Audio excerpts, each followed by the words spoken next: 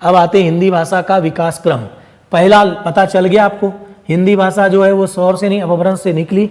आगे खड़ी बोली, और खड़ी बोली में लिखा गया पहला ग्रंथ पृथ्वीराज रासो था, और उस काल को हमने पहला नाम दिया आदिकाल। देखिए जरा, आदिकाल की शुरुआत फिर वही बात होगी, 1000 AD से 1375 AD तक हमने लिया आदिकाल का। इस आदिकाल में मुख्यतः कौन सी बोली का उपयोग होगा, पता चल गया आपको, खड़ी बोली का। इसको विकसित करने में जो लोग थे उनका नाम अपने देख लिया हमने, पृथ्वीराज रासो लिखने वाले चंद बरदाई, और खड़ी बोली का उपयोग करने वाले जगनिक ने क्या लिखा था, आलाखंड लिखा था। जगनिक ने आलाखंड लिखा। ये उनका विकास करने वाले हैं, खड़ी बोली का विकास करने वाले। लेकिन खड़ी बोली आई कहां से, स्वर से नहीं अपभ्रंश से आई, ये बात तो पता है आपको। हम बार बार स्वर से नहीं अपभ्रंश पर फोकस इसलिए हो रहे हैं क्योंकि क्वेश्चन उसी से रिलेटेड पूछा जाता है। अब ये जो मुख्यतः खड़ी बोली का विकास चंदबरदाई और जगनिक ने किया, ठीक है। वीर रस प्रधान कविताएं लिखी, ठीक है। तो आदिकाल को वीर गाथा काल भी बोलते हैं, क्योंकि वीर रस प्रधान कविताएं लिखी गई इस समय पर, चाहे आलाखंड में देखिए या चंदबरदाई के पृथ्वीराज रासो में देखिए। लेकिन यहां पर जो अगली बात, जब हम आगे बढ़ेंगे आदिकाल में खड़ी बोली को लेकर के, तो खड़ी बोली को लोकप्रिय बनाना, यहां पर अब आया विकास करना नहीं, लोकप्रिय बनाने का काम।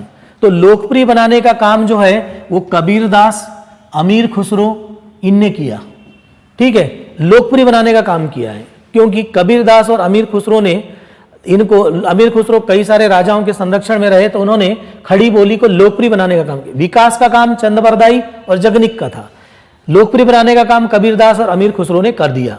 खड़ी बोली का विकास, अब देखिए इस पर पिछले साल क्वेश्चन आया था 2018 में कि खड़ी बोली का विकास किस भाषा से माना जाता है, तो ये कौरवी भाषा से खड़ी बोली का विकास माना जाता है।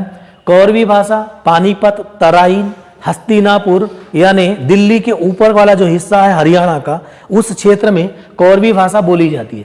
जबकि दिल्ली के नीचे जस्ट आएंगे मथुरा, वहां पर ब्रज भाषा बोली जाती है, और दिल्ली के बिल्कुल दाहिने तरफ नीचे आएंगे तो कन्नौज में कन्नौजी बोली जाती है। ये सब स्वर से नहीं अपभ्रंश का क्षेत्र है, ठीक है। और अगर हम मथुरा से नीचे आ जाएंगे बुंदेलखंड के क्षेत्र में तो बुंदेली बोलेंगे, और नीचे अगर मध्य प्रदेश में आएंगे तो मालवी बोलेंगे। लेकिन अरावली पर्वत के क्षेत्र में मेवाड़ी, मेवाती और मेवाड़ी, मारवाड़ी ये बोली जाती है, ठीक है ना। ये पूरा का पूरा किसका क्षेत्र है, स्वर से नहीं अपभ्रंश का क्षेत्र। लेकिन ऊपर जाएंगे तो हिमाचल प्रदेश के क्षेत्र में और कुमायूं और गढ़वाली और नेपाली वहां पर बोली जाएगी, ठीक। तो आदिकाल या जिसको हम वीरगाथा काल भी बोलते हैं, यहाँ पर मुख्य रोल अदा करने वाले शुरुआती दौर में चंदबरदाई और जगनिक थे। लोकप्रिय बनाने वालों में कबीरदास और अमीर खुसरो थे।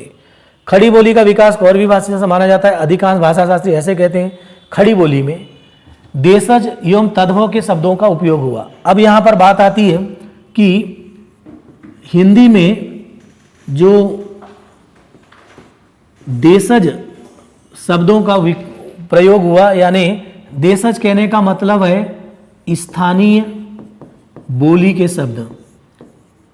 स्थानीय बोली के शब्द जब यूज होते हैं तो उनको हम देशज बोलते हैं, और संस्कृत जब थोड़ा सा विकृत होती है तो उसको तद्भव बोलते हैं, जबकि संस्कृत के जो मूल शब्द होते हैं उनको तत्सम बोलते हैं। तो कुल मिलाकर एक हिंदी में पहला शब्द उपयोग होगा तत्सम, दूसरा उपयोग होगा तद्भव, और तीसरा उपयोग होगा देशज, और फिर अंग्रेज आ जाएंगे तो और विदेशज, ऐसे, ठीक है।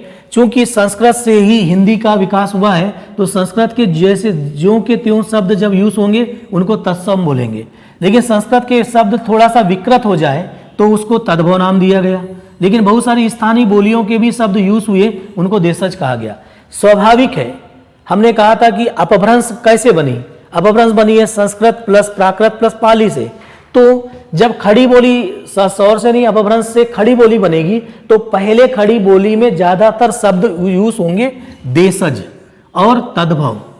देशज और तद्भव शब्दों का ज्यादा से ज्यादा उपयोग होगा, ठीक है। किसमें, जब वीरगाथा काल या आदिकाल होगा, जब खड़ी बोली का ज्यादातर उपयोग होगा। खड़ी बोली का विकास और उसमें खड़ी बोली में देशज एवं तद्भव के शब्दों का शुरुआती दौर में उपयोग होगा। अब आते हैं आदिकाल के बाद दूसरा काल मध्यकाल। मध्यकाल में देखिएगा पहला है, उसके दो भाग बनाते हैं, पूर्व मध्यकाल 1375 से लेकर 1700 AD तक। पूर्व मध्यकाल, जिसको हम भक्ति काल के नाम से भी जानते हैं। उसके बाद इसका दूसरा जो काल है उसको उत्तर मध्यकाल बोलते हैं, जो 1700 से 1857 तक के बीच का है, जिसको रीति काल के नाम से भी जानते हैं। तो मध्यकाल को दो भाग में बांटते हैं। पहला नंबर है भक्ति काल। इस भक्ति काल में दो मुख्य भाषाओं का उपयोग हुआ और पहली भाषा है ब्रज भाषा। इस ब्रज भाषा का उपयोग मथुरा के आसपास होगा, मथुरा के आसपास, और मथुरा के आसपास जो है इस भाषा को विकसित करने में, ब्रज भाषा के विकास में मथुरा के आसपास जो है इसमें सूरदास का बहुत बड़ा रोल रहा। ठीक है, तो पूर्व मध्यकाल, जिसको भक्ति काल के नाम से भी जाना जाता है, ऐसा भी हम वर्गीकरण कर सकते हैं कि अभी हमने जो पहला काल देखा था उसको आदि काल बोला था, उसको वीरगाथा काल भी बोलते हैं। तो वीरगाथा काल के बाद वीरगाथा काल के बाद दूसरा काल जो आ गया वो भक्ति काल कह सकते हो। पूर्व मध्यकाल को भक्ति काल के नाम से जानते हैं। भक्ति काल के बाद अगला काल आ जाएगा रीति काल। रीति काल हम बोलते हैं उत्तर मध्यकाल को रीति काल के नाम से जानते हैं। तो ऐसे भी वर्गीकरण कर सकते हैं। एक और बात कर लें, भक्ति काल जो पूर्व मध्यकाल को कहते हैं, यहाँ पर भक्ति ईश्वर प्राप्ति के जो साधन है या जो मार्ग है उसमें 3 मार्ग होते थे, ज्ञान मार्ग, कर्म मार्ग और भक्ति मार्ग। इस समय पर ज्ञान मार्ग और कर्म मार्ग की अपेक्षा भक्ति मार्ग पर ज्यादा बल दिया गया। इसीलिए यानी जो भक्ति काल का नामकरण है वो ईश्वर को प्राप्त करने के 3 मार्ग मुख्यतः होते हैं। पहला ज्ञान मार्ग, जिसकी शिक्षा शंकराचार्य अपने अद्वैतवाद में देते हैं। इसीलिए पहला जो मार्ग था वो भक्ति मार्ग था, ज्ञान मार्ग था, जिसको बढ़ावा दिया किसने? शंकराचार्य ने, ज्ञान मार्ग। लेकिन ज्ञान मार्ग जो है उन लोगों के लिए ज्यादा महत्वपूर्ण था जो लोग ज्ञानी पुरुष होते थे, यानी ब्राह्मण वर्ग के लिए। इसीलिए शंकराचार्य का जो दिया गया ज्ञान मार्ग का जो अवधारणा थी उससे समाज के बहुत सारे लोग नहीं जुड़ पाए, केवल बुद्धिजीवी वर्ग जुड़ पाए। उसके बाद जैसे शंकराचार्य 8वीं 9वीं शताब्दी में अपना उपदेश देते हैं, 10वीं 11वीं 12वीं शताब्दी में भारत में वीरगाथा काल का युग शुरू होता है। तो वहां पर कर्म मार्ग, ईश्वर प्राप्ति करने का जो मार्ग था वो कर्म मार्ग, और कर्म मार्ग जो है वो क्षत्रिय लोग या बलशाली लोग हैं उनके लिए महत्वपूर्ण था। परंतु समाज का एक और वर्ग था जो समाज का सबसे कमजोर दीनहीन वर्ग था, जिसमें महिलाएं, बच्चे, बुजुर्ग, विकलांग और समाज के कमजोर वर्ग थे। उनके लिए ईश्वर प्राप्ति का कोई मार्ग दिखाई नहीं पड़ रहा था।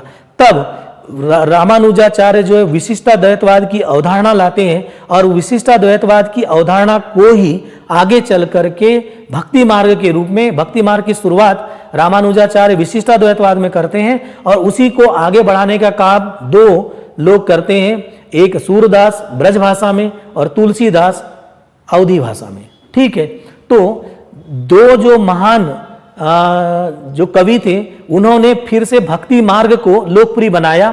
इसीलिए अब बात आ गई है भक्ति काल की, इसलिए उसका नामकरण भक्ति काल के रूप में कहा।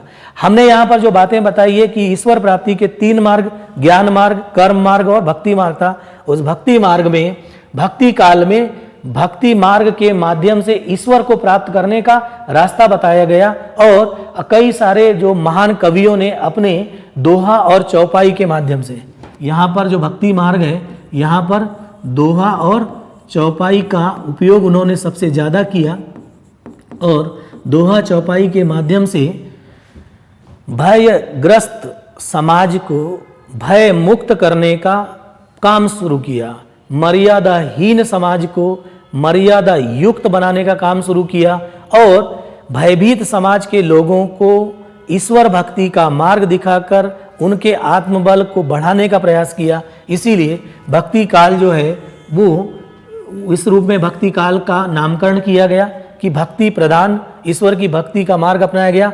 इसमें ब्रज भाषा जो है वो मथुरा के आसपास इसको लोकप्रिय बनाया सूरदास ने, और सूरदास ने कई सारे दोहों और चौपाइयों के माध्यम से अपने सूरसागर सुरसावली नामक ग्रंथ लिखे और ब्रज भाषा को मजबूत बनाने का काम किया।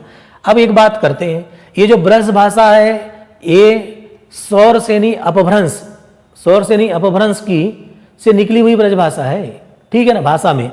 लेकिन जब हम अवधि पर आते हैं तो अवधी भाषा जो अयोध्या के आसपास है ये अर्ध मगधी अपभ्रंश से निकली है, अर्ध मगधी अपभ्रंश से, और इसको जो अयोध्या के आसपास अर्ध मगधी अपभ्रंश से निकली, अभी हम आकर आगे देख चुके हैं, ये इसको लोकप्रिय बनाया तुलसीदास ने।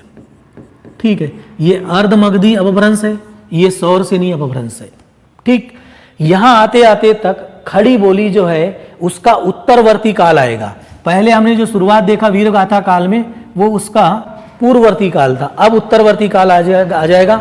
अब ये जो भक्ति काल में ब्रज भाषा और अवधी भाषा जो है ये अभी युवावस्था में है।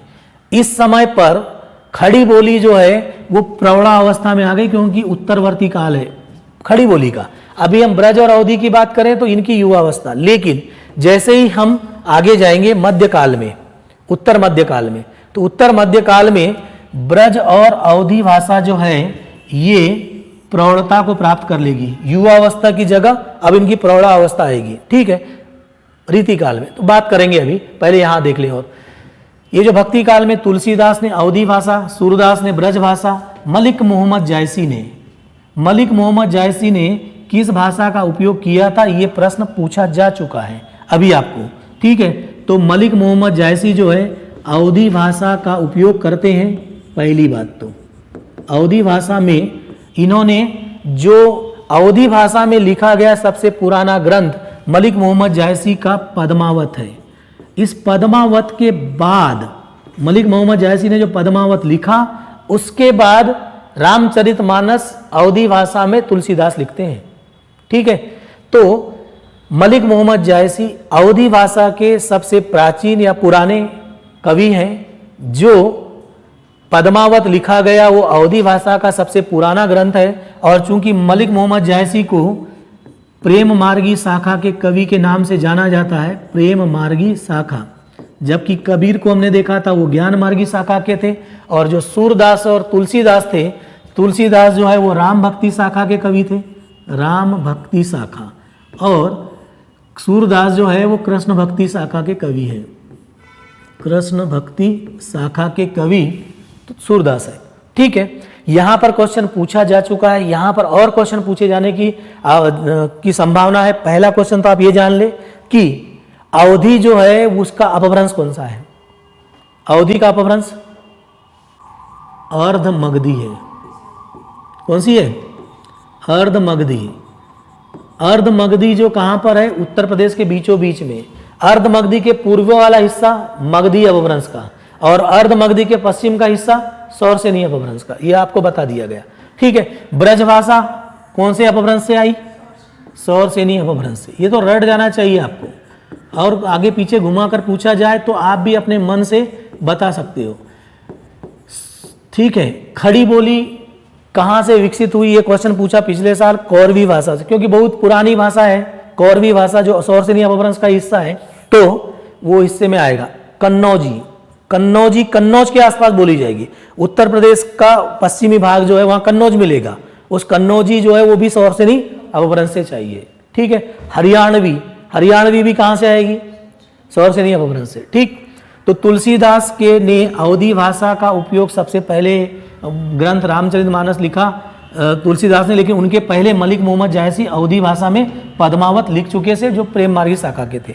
ठीक, भक्ति काल में इन भाषाओं का उपयोग किया। ये तीन लोग महत्वपूर्ण हैं, इन पर क्वेश्चन पूछे जाएंगे, आप तैयार रहिएगा, क्योंकि बहुत सारी बार उन्होंने तुलसीदास को फोकस किया है, तो आप तुलसीदास पर तैयार रहे। अब आते हैं उत्तर मध्यकाल। अब हमारे पास देखिएगा जैसे जैसे हम भक्ति काल में आ रहे हैं तो दो भाषाएं महत्वपूर्ण रूप में आ गई। अब तक पहला है ब्रज भाषा और दूसरी अवधी, इन्हीं पर बातचीत ज्यादातर होगी। ठीक है, चूंकि मध्य प्रदेश में आप रह रहे हैं, मध्य प्रदेश का क्वेश्चन पूछा जाता है, तो बुंदेली भाषा कौन से अपभ्रंश से? सौरसेनी अपभ्रंश। मालवा में बोली जाने वाली मालवी भी सौरसेनी अपभ्रंश से, जबकि बघेली अर्धमगधी और छत्तीसगढ़ी भी अर्धमगधी। आपको रीजन भर याद रखना है, उसमें आप कनेक्ट कर दीजिए, आराम से हो जाएगा, कोई ज्यादा समस्या नहीं जाने वाली। अब आते हैं उत्तर मध्यकाल। मध्यकाल का ही दूसरा हिस्सा है, इसको हमने एक और वर्गीकरण करके देखा था। पहला हमने बोला था वीरगाथा काल, दूसरा काल भक्ति काल, और तीसरा काल रीति काल। रीति काल को उत्तर मध्यकाल भी बोलते हैं, उत्तर मध्यकाल। अब उत्तर मध्यकाल जैसे ही आएगा, और ये पहले वाला मध्यकाल था, मध्यकाल जिसको हमने पूर्व मध्यकाल बोला, पूर्व मध्यकाल। अब भक्ति काल में जब पूर्व मध्यकाल है, यहाँ दो भाषाएं थी, एक ब्रज भाषा मथुरा के आसपास और दूसरी अवधी भाषा। ये दोनों भाषाएं अभी युवावस्था में थी यहाँ, तो इस समय पर जाकर के ये दोनों जो है प्रौढ़ा अवस्था में आ जाएगी। कब? रीति काल, भक्ति काल के बाद रीति काल, उत्तर मध्य काल को रीति काल भी बोलते हैं, पूर्व मध्य काल को भक्ति काल कहते हैं। तो ये जो दोनों भाषाएं प्रौढ़ावस्था में आ गई, यानी प्रौढ़ता को प्राप्त कर गई, इसका मतलब है इसमें अब जड़ता आ गई है। जड़ता आ गई का मतलब है कि ये भाषा अब अपने शिखर पर पहुंच चुकी है, नियमों में बंध चुकी है, नियमों में बंध चुकी है, नियमों में बंध कर अब चलने लगेगी। इसीलिए नियमों में बंध कर चलने के कारण ही, नियमों में बंध कर चलने लगती है, इसीलिए इसको रीति काल कहते हैं, रीतिबद्ध कहते हैं। रीतिबद्ध, रीति रिवाज, कानून, नियम, विनियम में बंद कर चलना, इसका मतलब उससे इधर उधर नहीं जा सकते। इधर उधर नहीं जाएंगे तो आप बिल्कुल एक सीध में चल रहे हैं, तो आपका विकास जो अवरुद्ध हो जाएगा, क्योंकि यहां पर आपके पास रूढ़िवादी और परंपरावादी चीजें आ जाएगी। उसके कारण क्या होगा कि नए नए जो विचार हैं वो नहीं आ पाएंगे। तो रीति काल जो है, ब्रज और अवधी भाषा प्रौढ़ता को प्राप्त करेगी और नियमों में बंद कर चलने लगती। इस कारण आधुनिक काल जाते तक इनका क्या शुरू हो जाएगा? पतन शुरू हो जाएगा। कौन कौन सी भाषा का? ब्रज और अवधी भाषा का। और चूंकि रीति काल में रीतिबद्ध, नियमों में बंद कर, नियमों के में बंद कर का मतलब क्या समझे हम? जैसे कि मान लो दोहा अगर हम देखें तो उसमें 11 और 13 पर यति होती है, ठीक है, कुल 24 मात्राएं होती है, तो वो 11 और 13 पर यति होना ही चाहिए, उसके एक भी कम ज्यादा नहीं हो सकता। ऐसे को बोलते हैं नियम में बंद कर चलना, ठीक है। ऐसे ही चौपाई में भी यही होगा, ठीक है, दोहा चौपाई। दोहा चौपाई के अलावा यहां पर छंद प्रधान ग्रंथ लिखे जाएंगे, और जो लोग रामचरितमानस या और भी कोई ऐसी कवि ग्रंथ को पढ़ते हैं तो वहां दोहा चौपाई तो पढ़ना बड़ा सरल रहता है, मगर जब छंद पढ़ने की स्थिति आती है तो हम सही ढंग से पढ़ ही नहीं पाते। तो छंद पढ़ना भी कठिन होता है, उनके अनुवाद करना भी कठिन होता है। तो रीति काल में सबसे ज्यादा छंद प्रधान ग्रंथ लिखे गए। इस छंद प्रधान ग्रंथ लिखे जाने के कारण भी ये ब्रज और अवधी भाषा का अवसान शुरू हुआ, ठीक है, क्योंकि छंद प्रधान ग्रंथ लिखे गए। इस काल में खड़ी बोली विकसित हो जाएगी, और खड़ी बोली अब विकसित होकर के किसका रूप लेगी? आधुनिक हिंदी का रूप लेती है। तो इस समय पर जाकर के दो भाषाओं का पतन शुरू हुआ रीति काल में। रीति काल में पतन शुरू होने का कारण था नियमों में बंध के चलना, नए विचारों को आने नहीं देना, रूढ़िवादी हो जाना, परंपरावादी हो जाना। इसके कारण भाषा में भी जड़ता आ जाएगी, और जड़ता आ जाने के कारण उस भाषा का पतन शुरू हो जाएगा। इसलिए दो भाषाओं का पतन शुरू हुआ, ब्रज और अवधी का। जब इनका पतन शुरू हुआ तो एक नई भाषा बहुत तेज गति से आगे बढ़ेगी, वो आ जाएगी अब आधुनिक हिंदी। खड़ी बोली अब विकसित हो जाएगी, यहाँ पर लिखा है हमने विकसित हो गई, और विकसित होकर के क्या आएगी? आधुनिक हिंदी आएगी, और आधुनिक काल आपको देखने मिलेगा। लेकिन इस आधुनिक काल में जाने के पहले इन दोनों भाषाओं पर थोड़ी थोड़ी बात कर लें, जितनी बात अभी तक हुई। पहला अवधी, किस काल में शुरुआत हुई? भक्ति काल में, पूर्व मध्य काल में। कहाँ पर बोली जाएगी? अवध प्रांत के आसपास की भाषा अवधी कहते हैं। इसका अपभ्रंश रूप पता हो गया आप लोगों को, क्या है भाई? अर्ध मगधी। यहाँ अर्ध लिखना था, अर्धा लिख दिया है, ठीक है। अवधी भाषा के प्रसिद्ध कवि पता हो गया, तुलसीदास, मलिक मोहम्मद जैसी, सबसे पुराने मलिक मोहम्मद जैसी, पद्मावत, मुल्ला दाऊद कुतुबन, बाबा रामचरण दास, ये अवधी भाषा के कवि हैं, प्रसिद्ध कवि। भक्ति काल में राम की भक्ति एवं प्रेमाख्यान अवधी भाषा में लिखे गए। अवधी भाषा में वीर रस एवं भक्ति रस की प्रधानता रही। वैसे वीर रस की प्रधानता जो है मलिक मोहम्मद जैसी के ग्रंथ में मिलेगा, लेकिन अवधी भाषा में भी वीर रस प्रधान जो है वो किष्किंधा कांड देखेंगे आप, या लंका कांड देखेंगे तो वहां पर वीर रस प्रधान मिल जाएगा। जबकि भक्ति रस प्रधान जो है उसके पहले जो रामचरितमानस का जितना हिस्सा मिलेगा वहां पर भक्ति रस, वात्सल्य रस प्रधान चीजें देखने मिलेगी। जगनिक द्वारा लिखा गया आलाखंड को अवधी की प्रथम रचना मानी जाती है, ऐसा भी लोग कहते हैं। मलिक मोहम्मद जैसी द्वारा लिखा गया प्रथम ग्रंथ पद्मावत अवधी का प्राचीन ग्रंथ है, जो ठेठ अवधी भाषा में लिखा गया। इस पर हमारी बात हो गई। जायसी ने दो अन्य ग्रंथ भी लिखे हैं, अखरावट, आखिरी कलाम। कुतुबन जिनका नाम लिया था उन्होंने मृगावती नामक ग्रंथ लिखा। मुल्ला दाऊद ने लोर कहा लिखा। तुलसीदास अवधी के सबसे प्रसिद्ध कवि हैं, प्राचीन कवि नहीं, प्रसिद्ध कवि हैं, ये बात आपको पता चल गया। और उन्होंने रामचरितमानस लिखा है। तद्भव शब्दों का प्रयोग अधिक से अधिक किया, ठीक है ना। किसका प्रयोग किया? तद्भव के शब्दों का प्रयोग किया है। दोहा चौपाई छंद का उपयोग हुआ, लेकिन छंद का प्रयोग कम से कम हुआ है। सबसे ज्यादा प्रयोग अभी दोहा और चौपाई का हुआ है। लेकिन अब आगे चलते हैं दूसरी भाषा पर, ब्रज भाषा। मथुरा और उसके आसपास के क्षेत्र की भाषा है। ब्रज भाषा का विकास जो है इसके आसपास के क्षेत्र में हुआ। ब्रज भाषा की अपभ्रंश कौन सी है? पता है आपको? सौरसेनी अपभ्रंश है। सौरसेनी अपभ्रंश के पश्चिमी हिंदी उपभाषा से इसका विकास हुआ। पश्चिमी हिंदी बिल्कुल सही। ब्रज भाषा की मुख्य उपबोलियां, ब्रज भाषा मथुरा के आसपास होगा तो भरतपुर जो राजस्थान का क्षेत्र है वहाँ भरतपुरी, माधुरी और डांगी। ये क्वेश्चन पूछे जाने की ज़्यादा संभावना नहीं है, लेकिन सौरसेनी अपभ्रंश जो है पश्चिमी हिंदी उपभाषा से इसका विकास हुआ। एक और क्वेश्चन ये जो है क्वेश्चन आ सकता है कि सिखों के 5वें गुरु अर्जुन देव ने अपनी वाणी और काव्य में ब्रज भाषा का उपयोग किया है। ब्रज भाषा को विकसित करने में सबसे मुख्य योगदान सूरदास कृष्ण भक्ति शाखा पर बल दिया था इन्होंने। ये बात हमारी हो चुकी है। अब आते हैं कि ब्रज भाषा का उपयोग रीति काल में जाकर के इन लोगों ने किया, लेकिन इन्होंने ब्रज भाषा को नियमों में बांध दिया, रीतिबद्ध कर दिया। इस नियमों में बांध करने के कारण ही रीति काल में या उत्तर मध्य काल में ब्रज भाषा जो है प्रौढ़ता को प्राप्त करती है। और ब्रज भाषा के जो कवि हैं अब ये लोग रीति काल में देखने मिलेंगे, बिहारी, केशवदास, भूषण, पद्माकर और रसखान, ठीक है। तो दो भाषाओं पर बातचीत होगी। खड़ी बोली पर भी हमारी काफी बात हो चुकी है।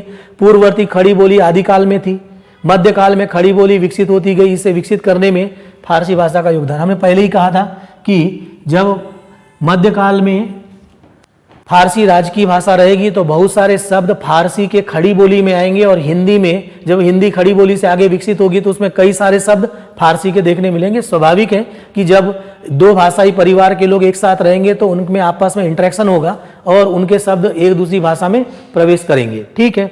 19वीं सदी तक खड़ी बोली आधुनिक हिंदी में परिवर्तित हो गई, लेकिन यह गद्य की भाषा थी, ठीक है। किसकी भाषा?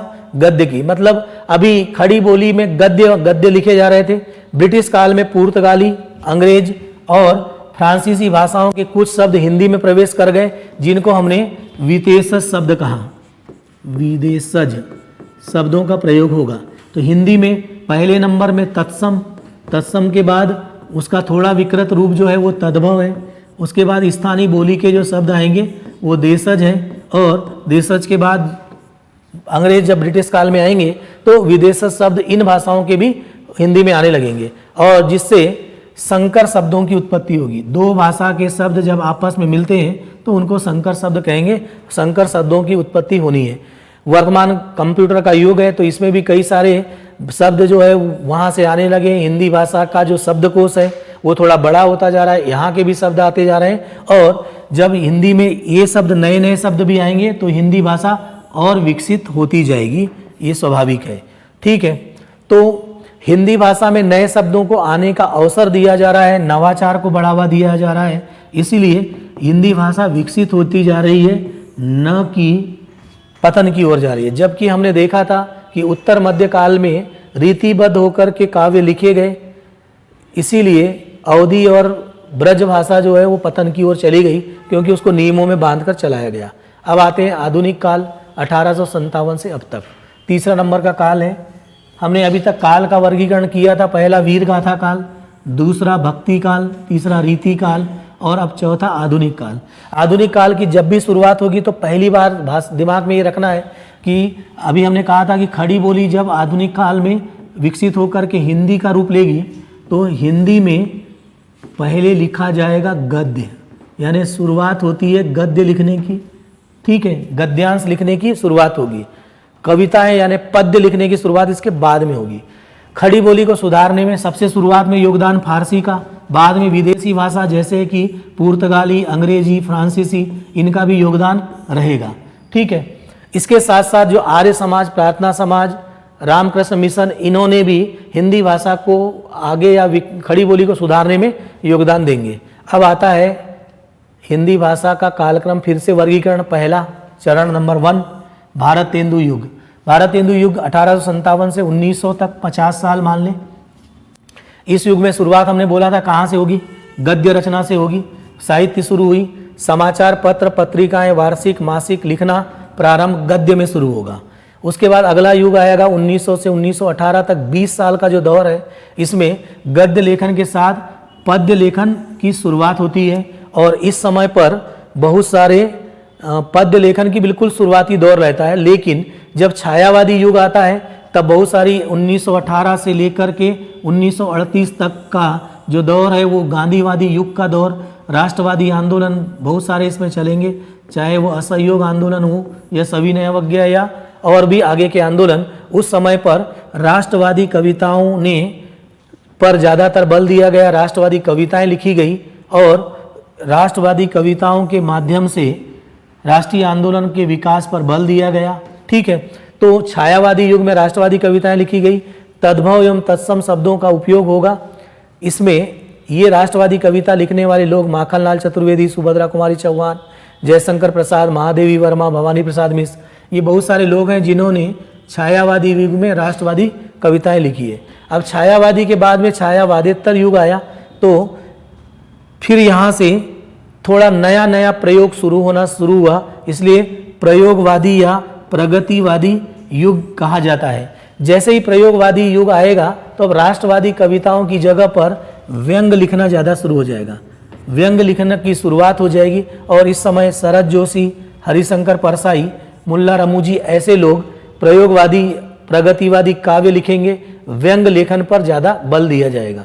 ठीक है, इसके बाद स्वतंत्रता के बाद नवलेखन शुरू हुआ। 1953 से लेकर 91 तक साहित्य में मौलिकता रही है, लेकिन जैसे ही 91 के बाद LPG मॉडल का युग आया तो साहित्य में भी व्यावसायिकता आ गई, व्यावसायीकरण हो गया और मौलिकता धीरे धीरे क्या हो गई, समाप्त हो गई। ठीक है, तो यहाँ तक का जो हिस्सा है वो हमने देखा हिंदी का संवैधानिक विकास। ठीक है ना, हिंदी का संवैधानिक विकास, ये वाले हिस्से को देखा जो हमने अभी कहा था जब पेपर हम देख रहे थे। ठीक है ना, तो पहला प्रश्न हमारा था कि जो आपको क्वेश्चन पूछे जाते हैं उसमें पहला प्रश्न जो 20 क्वेश्चन आते हैं उसमें एक हिस्सा था हिंदी का विकास। इतनी कहानी हमने अभी तक आपको सुनाई है। उस हिस्से में जो 3 नंबर के क्वेश्चन आएंगे जहाँ जहाँ आ सकते हैं उस पर बात हो गई। अब उसका अगला हिस्सा जो है वो है संवैधानिक प्रावधान वाला। ठीक है ना, तो ये जो संवैधानिक प्रावधान वाला हिस्सा है इस पर भी क्वेश्चन आते हैं, 3 नंबर के आते हैं। हर साल 3 या 4 क्वेश्चन आते हैं और बहुत सारे लोग यहाँ पर गलती करते हैं। तो कल अब हम यहाँ संवैधानिक प्रावधान वाला हिस्सा देखेंगे, उसके बाद फिर व्याकरण से शुरू करेंगे। ठीक है ना, तो आज आपको हिंदी का विकास क्रम बताया गया। इसका जितना पार्ट था इसके सारे नोट्स आपको नोट्स का जो भाग है उसमें अपलोड करके दे दिया जाएगा, वहाँ पर आपको नोट्स मिल जाएगा। उसके बाद कल हम संवैधानिक प्रावधान की शुरुआत करेंगे।